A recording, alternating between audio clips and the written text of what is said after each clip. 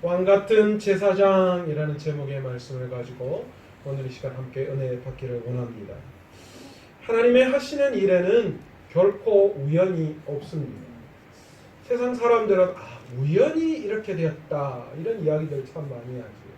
그러나 우리 믿는 자들의 모든 일들 가운데에서는 우연은 존재하지 않고 모든 것이 다 뭐예요? 하나님의 계획하심에 의해서 이루어져 가고 있는 것입니다. 오늘 우리 안에 수없이 많은 일들이 일어나지만 그 모든 것이 하나님의 계획에 의해서 일어납니다.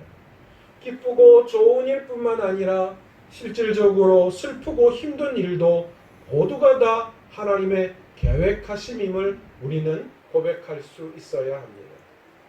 오늘 한국교회가 직면하고 있는 현실도 마찬가지입니다. 우리 교회가 직면하고 있는 현실도 마찬가지고 우리의 삶 앞에 놓여져 있는 모든 일도 마찬가지입니다. 그렇다면 이런 현실 가운데 우리는 어떻게 살아가야 할까요?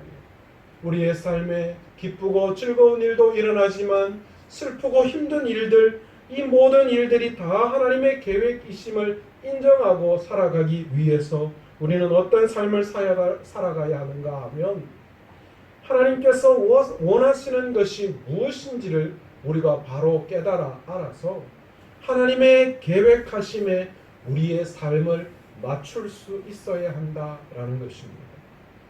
그렇지 않으면 우리의 삶에서는요, 슬프고 어려움들이 떠나가지 않을 것입니다. 어쩌면 세상적으로는 성공이요, 잘됐다라고 이야기할 수도 있겠지만 하나님 앞에서는 그 세상의 잘됨이 결코 잘됨이 아닐 수도 있음을 우리는 알아야 한다라는 것이죠. 왜 그렇습니까? 하나님은 왜 모든 일들 가운데서 하나님의 계획하심을 인정하고 하나님께서 하나님의 계획하심에 우리의 삶을 맞추기를 원하시는 것일까요? 왜냐하면 하나님이 우리를 선택하셨고 하나님의 선택을 받은 백성이라면 반드시 하나님이 원하시는 방향으로 하나님은 우리를 이끌어 나아가시는 분이시기 때문입니다. 저와 여러분을 하나님이 만세전에 택하시고 하나님이 우리에게 놀라운 하나님의 자녀로서의 구원의 놀라운 역사를 일으키셨다면 하나님은 마지막 하나님 앞에 세워지는 그 순간까지 하나님은 하나님의 계획대로 우리의 삶이 이루어져 가기를 원하시고 그 하나님의 계획하심을 우리의 삶을 통하여 반드시 이루시는 분이시다라는 거예요. 아멘, 아멘. 우리가 나중에 어떤 어려움 가운데 있을지라도 하나님은 반드시 하나님의 사람이라면 하나님의 계획에 의해서 하나님이 원하시는 그 모양을 이루어 갈 수 있도록 하시는 분이시다라는 거예요. 제가 예기치 못하게 교통사고로 병원에 입원하게 되었습니다. 여러분에게 참 송구스러운 일이에요. 목회자가 자기 몸을 관리하는 것도 그것도 하나의 목회 가운데 하나인데 참 이 사고는 어떻게 막을 방법이 없더라고요. 병원에 누워 있으면서 한참을 생각했습니다. 도대체 왜 나에게 이런 일이 일어나야 하는가? 제가 이 사고 난 그 장소가 사실은 차가 다니는 길이 아니에요. 제가 한 2달 반 정도 자전거를 늘 타고 다녔는데 거기에 차를 본 적이 없는 도로예요. 그래서 조금 제가 긴장을 하지 않은 것도 있겠지만 과연 여기서 사고가 날까라는 그런 위치에서 예기치 못하게 사고가 일어나고 말았습니다. 병원에 누워서 왜 이런 일이 일어나야 하지? 왜 내가 여기에 지금 누워 있을까? 왜 내가 이런 어려움을 당해야 할까? 라는 그런 생각을 하게 되었는데 결코 우연이 아니다라는 거예요. 분명히 하나님의 계획하심이 그 가운데 있고 이 사건을 통하여 하나님은 저와 여러분에게 이 교회 위에 무엇인가를 가르치기를 원하신다라는 것을 깨달았습니다.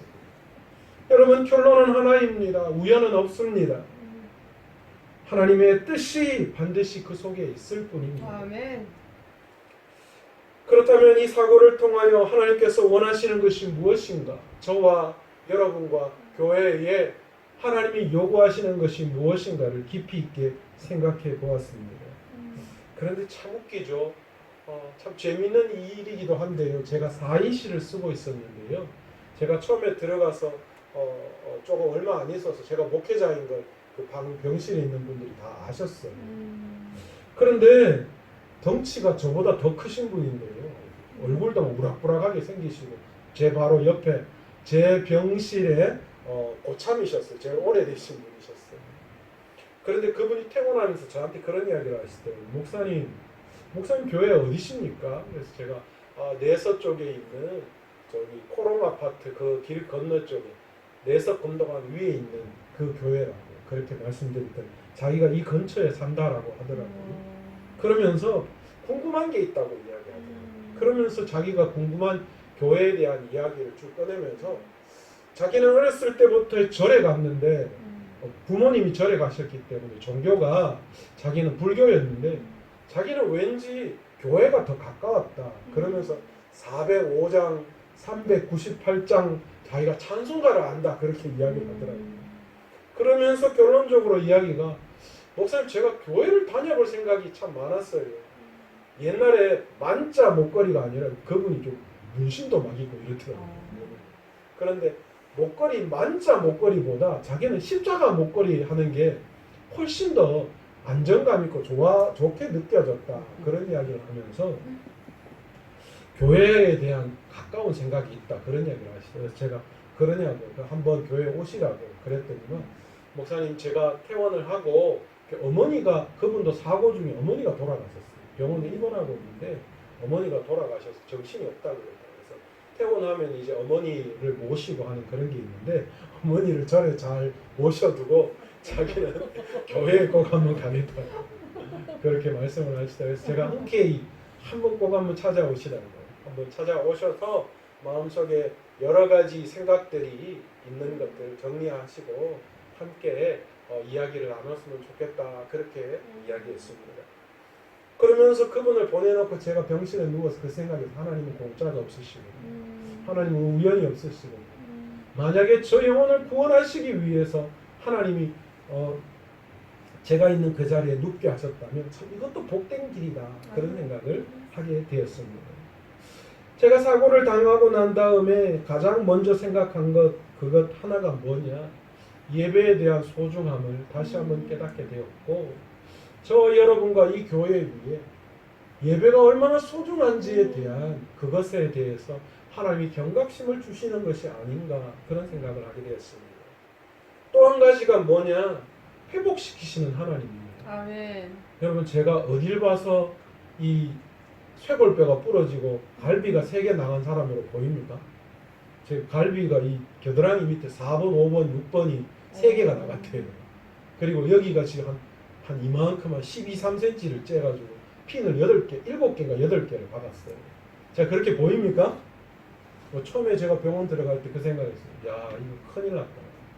한두 달 만에 못 나가겠다.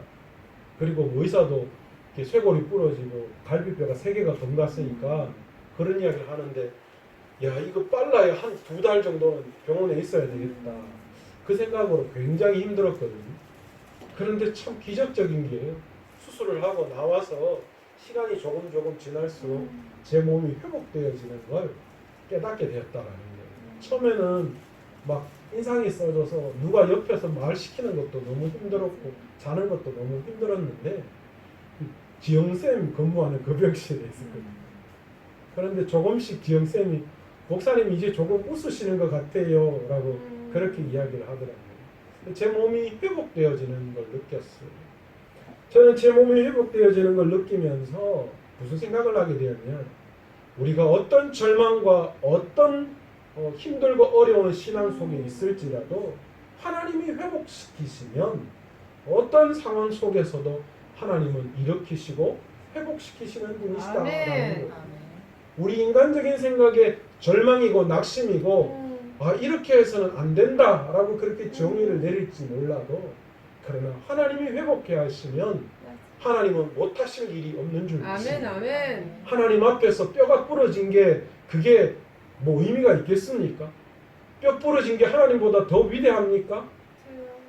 우리가 가지고 있는 세상의 절망거리들 그게 하나님보다 더 위대합니까? 여러분 결코 그럴 수 없습니다. 우리 하나님이 계획하시고 하나님이 뜻이 있으시면 하나님은 반드시 다시 회복시켜 주시는 분이시다. 아멘. 여러분 우리가 아무리 예배드리고 싶어도 예배 드릴 수 없는 상황이 왔을 때에 여러분 예배 드리실 수 있겠어요? 지금은 예배를 드리지 못하는 그런 상황은 아닙니다. 그러나 정작 이 사회가 어떻게 잘못되어서 우리 스스로가 예배 드릴 수 없는 그런 환경이 되었을 때 여러분 스스로가 예배를 지켜낼 수 있을 것이라고 생각하십니까? 여러분 그렇다면 오늘 이 시간 여러분의 모습을 볼 때 그렇게 예배를 드릴 수 없는 상황에서의 내 모습을 발견할 수 있는 거예요. 여러분 오늘 이 시간 내가 예배를 지키지 못한다면 그런 상황이 되었을 때에도 결코 내가 예배를 지킬 수 없음을 알아야 합니다. 여러분 지금 여러분의 열정은 어디에 쏟아져 있습니까?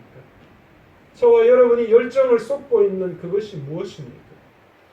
여러분 우리의 열정은 예배에 있어야 하는 줄 믿습니다. 아멘. 세상의 그 어떤 것보다 더 중요한 우리의 삶의 최고의 열정은 하나님을 향한 예배에 있어야 하는 줄 아멘. 믿습니다. 아멘. 먹고 사는 것, 세상 속에서의 내 삶, 그 모든 것 다 중요합니다. 자녀도 중요하고 미래도 중요하고 윤택한 삶도 다 중요합니다. 모르는 거 아니에요. 세상을 창조하신 하나님이 이 땅을 살아가면서 우리의 삶에 필요한 것이 무엇인지 모르시는 분이실까요? 더군다나 예수님께서는 친히 인간의 모습으로 이 땅에 오셔서 이 땅의 삶이 어떤 것인지 인간의 모습으로 경험하신 분이십니다. 아버지. 그런데 그분께서 우리에게 말씀하시잖아요. 기도의 열정을 쏟고 아멘. 예배에 목숨을 걸고 아멘. 사명을 향하여 달려가는 삶을 살아야 한다라고 아멘. 말씀하시는 거예요. 아버지. 이유가 뭘까요?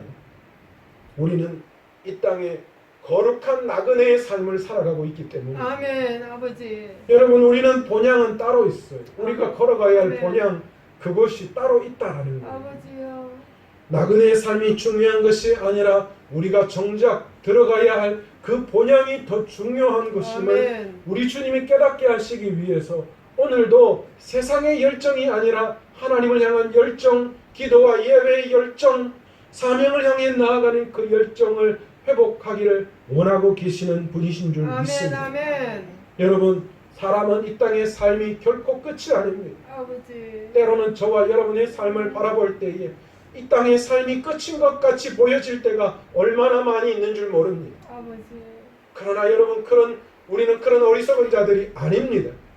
이 땅의 삶이 결코 끝이 아닙니다.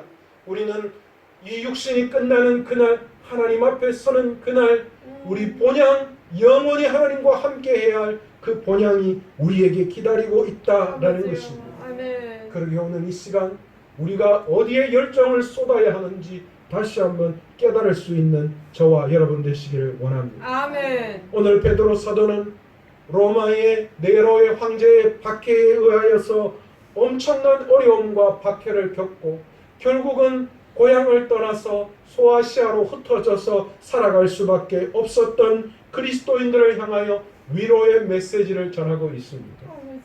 그런데 그 처음이 무엇입니까? 그런 어려움 속에 있는 그리스도인들을 향하여 너희에게 온갖 시험과 어려움이 있을 것이다 라고 말씀하며 그러나 그럼에도 불구하고 오히려 낙심하지 말고 기뻐하라 아멘. 그렇게 위로의 말씀을 전하고 있습니다. 참 야속하기도 해요.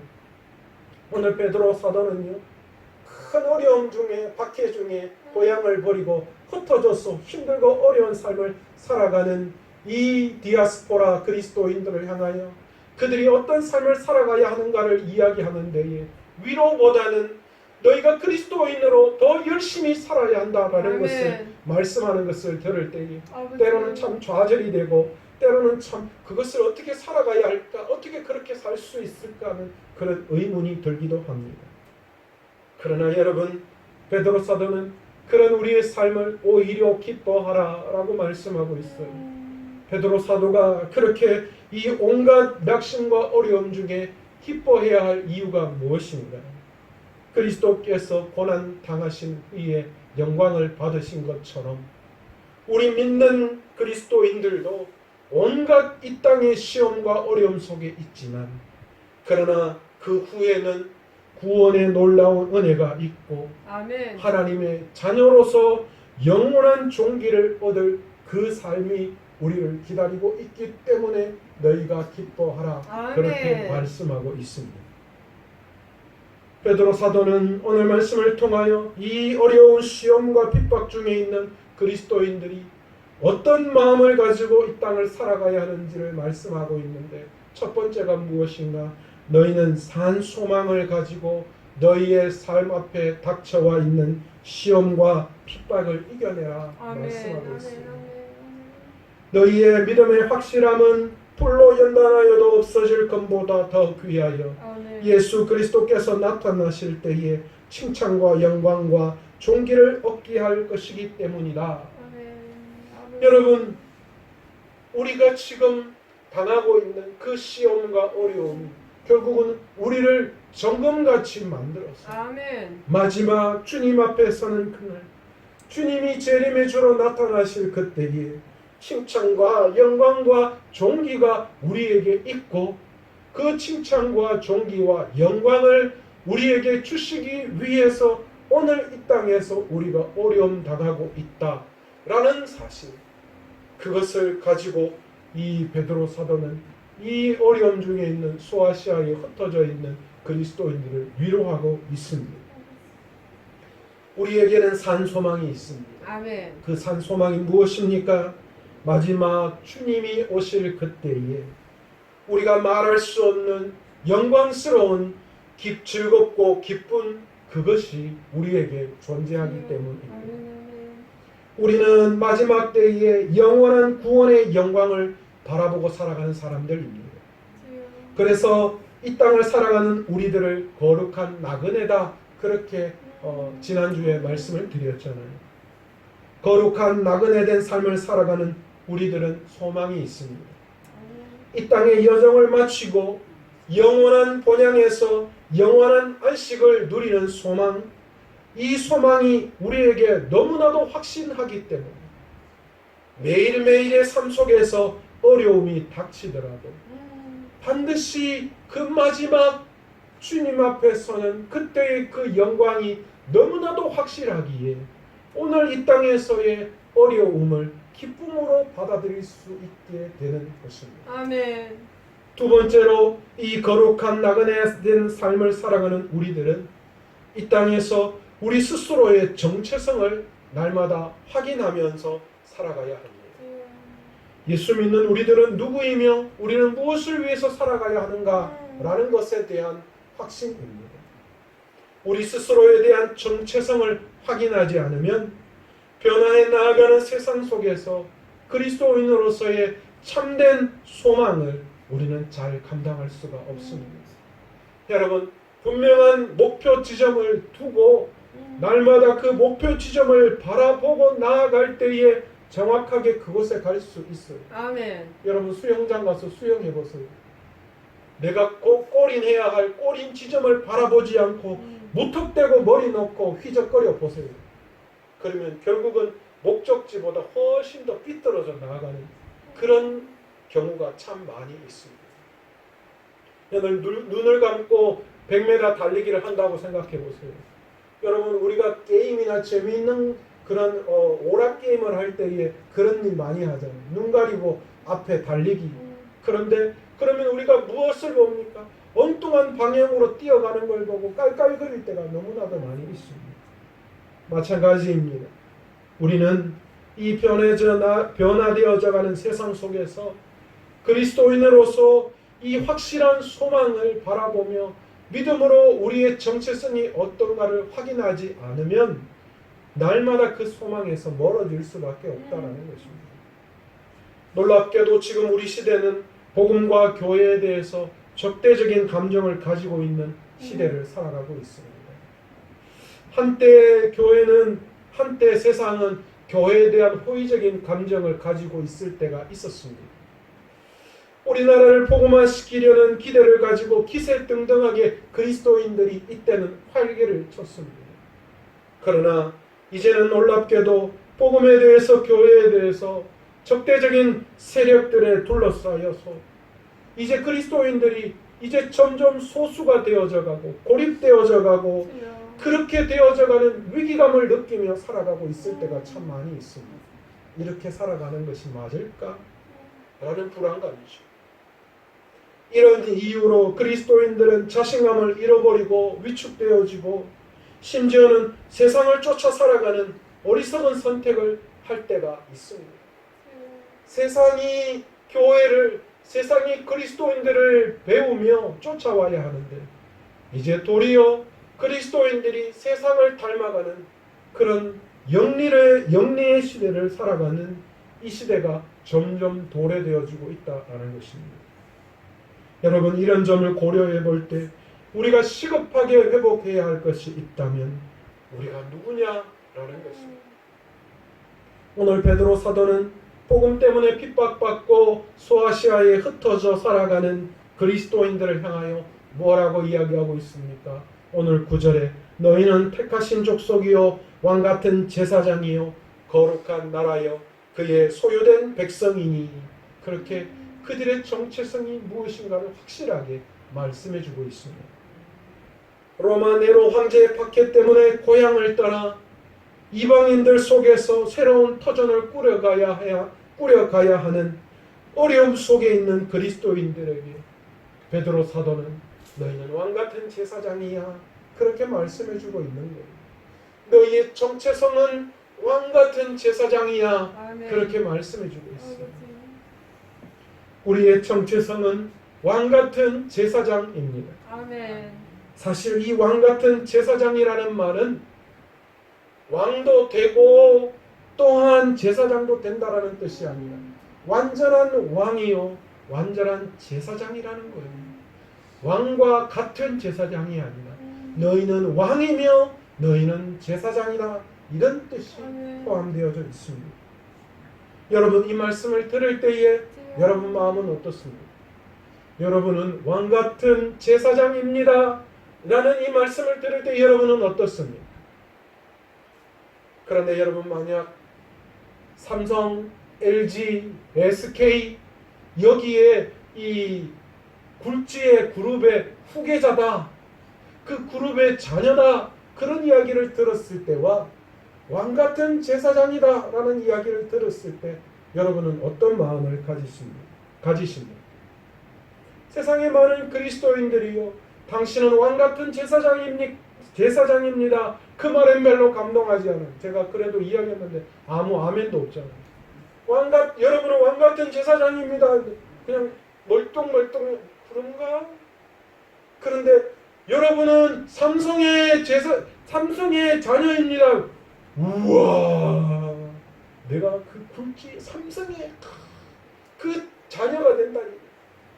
제가 우리 딸한테 얼마 전에 물어봤어요. 수아야, 네가 어떤 연유에서든 간에 너의 출생의 비밀이 밝혀졌는데, 근데 네가 내 딸이 아니라 삼성 이모 회장의 딸이라는 것이 발견됐어, 이렇게 밝혀졌어. 그러면 너 내하고 살래? 아니면 삼성 이모 회장 거기 가서 살래? 그러니까 우리 딸이 웃으면서 뭐 그러면 이모 회장님한테 가서 살아야지, 그러더라고요. 이런 경우가 다 있지. 섭섭한 마음에 조금의 기대감을 가지고 제 아들한테 물었습니다. 의준아, 야, 니는 어때? 니는 만약에 이 너의 출생의 비밀이 밝혀졌는데 네가 내 아들이 아니라 삼성 이모 회장의 아들이라는 게 밝혀졌어. 그러면 너 어떻게 할래? 아빠하고 살래? 갈래? 나도 갈 것 같은데. 근데 이제 제가 묻는 의미를 몰랐어요. 그러니까 당연히 자기 진짜 부모 밑에 가서 살아야지, 얘네들은 그렇게 생각했던 거예요. 여러분, 동일한 질문을 여러분에게 던진다면 여러분 어떻게 대답하시겠어요? 여러분, 왕같은 제사장으로 사는 것을 선택하시겠어요? 아니면 삼성, LG, 굴지의 재벌의 2세가 되어지는 그것에 대해 감격하시겠어요? 여러분, 아니라고 이야기하지만 우리 모두는 왕같은 제사장에 감격하기보다는 세상 재벌의 2세가 되는 것에 더 감격하는 시대를 살아가고 있다라는 거예요. 오늘 베드로 사도는 박해받는 소아시아에 흩어진 성도들을 향하여서 왕같은 제사장이라고 부르고 있습니다. 베드로가 이렇게 그들을 부르고 있는 것은 그들이 고난 중에 있기 때문에 잠시 잠깐 립 서비스로 값싼 위로를 주기 위해서 야 너희 왕같은 제사장이야. 그러니까 너 이겨내. 그런 입에 발린 그런 위로의 소리로 베드로 사도가 그들에게 그렇게 이야기했을까요? 아닙니다. 여러분 예수 그리스도를 한번 보십시오. 예수님께서는 하나님의 아들이셨습니다. 진정한 왕이시며 제사장이십니다. 그런데 그분은 인간의 그것도 정말 인간 중에서 왕의 자녀로 태어나신 것이 아니라 목수의 아들로 태어나셨습니다. 왕이셨지만 그분은 종으로 오셨고 세상을 섬기기 위해서 그분은 기꺼이 진정한 왕의 자리를 던지시고 이 땅에 인간의 모습으로 오셔서 종으로 우리를 섬기기 위해서 이 땅에 오신 분이십니다. 그러나 그분은 왕이십니다. 아멘. 그분은 진정한 제사장이셨습니다. 아멘. 자신의 몸을 대속 제물로 단번에 바치시고 하나님 앞에 나아가 단 한 번의 제사로 온 인류의 과거와 현재와 미래의 죄악의 문제를 해결해 주신 진정한 대제사장이시며 대속 제물이 되어 주신 분이십니다. 아멘. 아멘. 예수님께서는 친히 이 땅에서 왕같은 제사장이 무엇인지를 우리에게 보여주셨고 그리고 그분을 그리고 그 직분을 우리에게 돌려주셨습니다. 우리 그리스도인들은 천년 동안 예수님과 함께 왕노릇하는 자들입니다. 아멘. 그러나 예수님을 믿는 순간 천국으로 옮겨져서 왕노릇하는 것이 아니라 이 땅에 사는 동안은 예수님처럼 종으로 섬기며 살도록 부르심을 받은 자들이라는 것입니다. 아멘. 그래서 베드로 사도는 신분은 왕이지만 이 땅에서는 종으로 섬기도록 부르심을 너희가 받았다. 그렇게 그들에게 가르치고 있는 것입니다. 이것은 제사장인 직분도 마찬가지입니다. 하나님께서는 나 외에 다른 것들을 제물로 드리게 하시기 위해서 부르신 것이 아니라 예수님처럼 우리 몸을 산 제물로 드리는 제사장으로 우리를 부르신 것입니다. 아멘.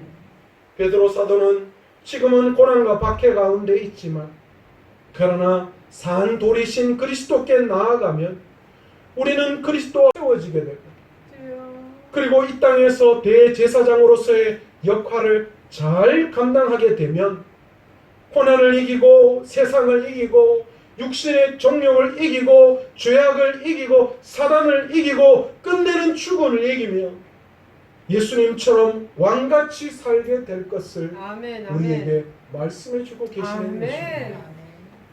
이같이 왕같은 제사장으로 우리를 부르신 이것이 왕같은 제사장으로 우리를 부르신 이유입니다.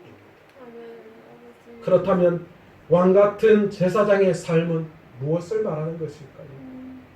먼저 제사장적 삶이란 무엇입니까? 세상에서 부르심을 받아 하나님께 나아가는 제사장 직분을 감당하라는 것을 말합니다. 오늘날 우리 모두는 만인 제사장들입니다. 아멘. 누구든지 하나님께 나아가 기도하면 우리의 죄를 용서하시고 우리의 소원을 아뢰면 응답하시고 아멘. 우리가 하나님의 뜻을 가르쳐 달라고 기도하면 하나님은 그 뜻을 우리에게 가르쳐 주시는 아멘. 분이십니다. 아멘. 또한 이웃을 위해서 기도하면 응답하시고 아멘. 세상에 이길 힘을 달라고 기도하면 하나님께서는 친히 그 힘을 우리에게 허락해 주시는 분이십니다. 아멘. 뿐만 아니라 제사장들이 백성들을 위해서 제사를 드리고 그들의 정결을 위해서 제단을 섬기고 백성들의 죄를 하나님께 가지고 나와 기도했던 것처럼 우리도 이웃을 돌보고 그들을 위해서 기도할 수 있는 직분을 감당하기를 원하시는 분이시다라는 아멘. 것이죠. 아버지. 내가 제물로 드려져야 하고 아멘. 또한 타인을 하나님께로 인도하는 제사장의 역할을 감당하는 것. 그것이 오늘 왕같은 제사장의 삶을 통하여 우리에게 요구하시는 것인 줄 믿습니다. 아멘. 두 번째로 왕으로 부르신 삶이란 무엇을 말하는 걸까요? 주여. 제사장으로 섬기다가 다시 세상으로 보냄을 받아서 세상에 나아가 세상을 이기고 세상을 다스리고 세상을 정독하고 악과 죄를 이기고 사단을 이기고 죽음을 이기는 왕의 직분을 감당하는 하나님께서 세상을 창조하시고 우리들에게 주신 정복하고 다스리라는 그 모든 권위를 회복하는 것. 여러분, 그것이 이 땅을 살아가는 왕으로서 삶을 살아가는 왕같은 제사장의 직분인 줄 믿습니다. 아멘. 이제 우리는 죄의 종로로 타는 그런 모습이 아닙니다. 주여. 이제 하나님의 자녀로서 그 신분이 회복되어져야 할 때입니다. 아멘. 우리는 이 같은 제사장의 왕같은 제사장의 개념이 오늘날 얼마나 희박해져 버렸는지 몰라요. 하나님 앞에 나와 예배드리고 구원의 은혜를 받고 용서를 받는 경험들이 점점 사라지고 있어요. 치유를 받고 능력을 경험하는 그것에 대해서 등한시 여기고 있어요. 모두가 선지자가 되어서 제사장들을 정죄하고 평가하는 모습으로 우리 스스로가 전락해 버렸어요. 아버지. 교회 안에서 얼마나 정죄가 일어나고 있는지 몰라요. 그것이 굉장히 믿음 좋은 것처럼 우리 스스로가 보고 있어요. 이건 잘못됐고 이거는 이렇게 하면 안 되고 이거는 어떻고 저떻고 우리 모두가 다 왕같은 제사장의 모습이 아니라 선지자의 모습으로 바뀌어져 버렸다는 거예요. 또한 받은 소명은 감당하지 않으려고 하고 비난과 비판으로 우리의 삶을 채워가고 있다는 것입니다. 과거 가톨릭 시대에는 하나님께 나아가는 것이 누구에게나 허락되지 않은 시대가 있었습니다. 그러나 개신교를 믿는 우리들은 예수 그리스도께서 십자가의 죽으심으로 이제 누구나 하나님께 나아갈 수 있는 길이 열렸습니다. 우리는 그것을 만인 제사장이라고 부르고 있습니다. 그런데 여러분, 우리가 왕같은 제사장으로 과연 만인 제사장답게 살아가고 있느냐라는 것이죠. 오늘 이 시간 우리가 왕같은 제사장으로서의 직분을 감당하며 그것에 열정을 쏟고 있느냐라는 거예요. 주 5일 근무제가 시작되어지고 난 다음에 우리의 삶이 어떻게 변화됐는가를 조사한 결과가 있습니다. 그런데 놀라운 것은요, 많은 사람들이 미디어와 TV나 이 인터넷의 노출은 하루에 4시간씩 되어지고 있고 독서는 고작 7분에 그쳤다라고 한다. 그렇다면 믿는 우리들은 고작 하루에 7분, 그 7분 속에서 우리는 하나님의 말씀을 얼마나 읽고 얼마나 그 하나님의 말씀의 자리로 나아가고 있는지 우리 스스로 한번 돌아볼 필요가 있어요.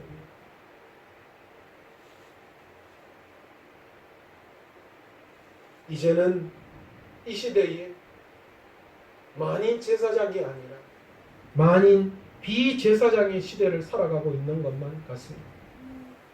성경에 기름 부어 세운 사람이 왕과 제사장과 선지자입니다. 그런데 놀랍게도 오늘 베드로 사도는 왕과 제사장은 우리 모두에게 주신 직분이라고 이야기하는데 선지자는 빠져 있음을 우리는 볼 수 있습니다. 왜 그럴까요? 여러분, 선지자는 무엇입니까? 신약 성경에서 선지자는 왕과 제사장이 그리고 백성들이 하나님의 말씀대로 순종하고 살아가지 않을 때 하나님은 특별한 사람을 세우셔서 그들을 통하여서 그들의 잘못을 지적하고 바로잡기를 원하셔서 세우신 사람을 선지자라고 이야기하고 있습니다. 그런데 우리 모두를 선지자로 세워주시지는 않았어요. 그 시대에 필요한 몇 사람에게 하나님은 선지자를 세우셨다라는 거예요. 그러나 왕과 제사장으로서의 직분은 우리 모두에게 허락하고 계십니다. 우리 모두가 다 왕과 제사장의 직분을 감당해야 한다. 그렇게 말씀하고 있다는 거예요. 여러분, 오늘 이 시대 왕과 제사장의 직분은 소홀히 되어지고 선지자를 좋아하는, 선지자를 높이 평가하는 시대에 오늘 이 시간 살아가고 있습니다. 그런데 여러분, 잘못됐습니다. 왕 같은 제사장, 여러분, 그것에 소명을 두고 그것을 자랑하는 자가 되어야지.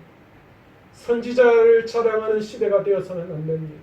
우리 모두가 다 선지자가 되어서 왕과 제사장들을 업신여겨서는 결코 되지 않는 줄 믿습니다.